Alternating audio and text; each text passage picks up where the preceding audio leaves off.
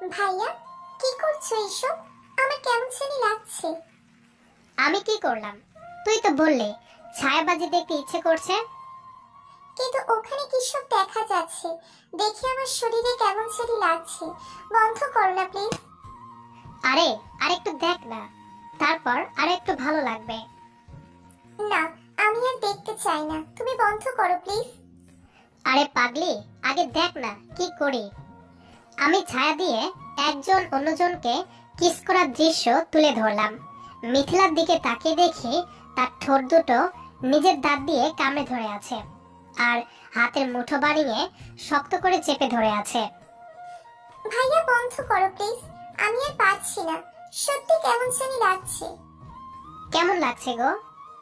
বুঝতে পারছি না তো, শুধু শরীরের ভিতর কেমন জানি করছে। একটু পরে সবকিছু বন্ধ করে মিথিলার দিকে তাকিয়ে দেখি চোখ দুটো বন্ধ করে জোরে জোরে শ্বাস নিচ্ছে। মিথিলা আমার মামার একমাত্র মেয়ে। গায়ে মাংস কম, কিন্তু দেখতে একদম পরীর মতো। বয়স একটু কম হওয়ার কারণে আমি যে মিথিলাকে পছন্দ করি সেটা কখনো বলা হয়নি। সব থেকে বড় ভয় ছিল যদি মামাকে সবকিছু বলে দেয়।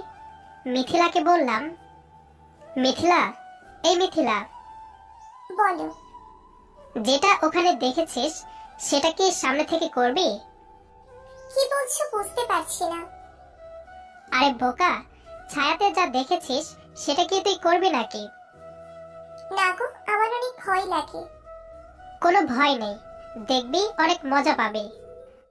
কিন্তু আমার কেমন জানি লাগছে এখন।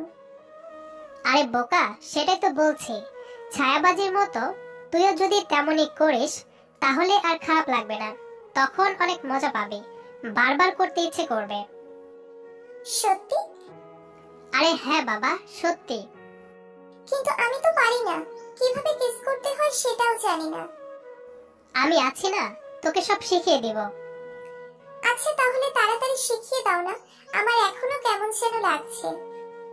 চোখ দুটো বন্ধ করে রেখেছিস তো? হুম। একদম খোলা যাবে না কিন্তু। আচ্ছা। মিথিলা চোখ দুটো বন্ধ করে বসে আছে। আমি আস্তে করে মিথিলার লাল রঙের ঠোঁটের কাছে আমার ঠোঁট দুটো নিলাম। তারপর ফিসফিস করে আবারও বললাম, চোখ কিন্তু একদম খোলা যাবে না। মিথিলা মাথাটা এদিক সেদিক হালকা নাড়িয়ে ইশারায় বলল, হুম। মিথিলার ঠোঁট দুটো কেমন যেন হালকা করে কাঁপছে। আস্তে আস্তে আমার ঠোঁট দুটো মিথিলার ঠোঁটের সাথে স্পর্শ করতেই মিথিলার চোখ দুটো খুলে আবারও বন্ধ করে শান্ত হয়ে গেল।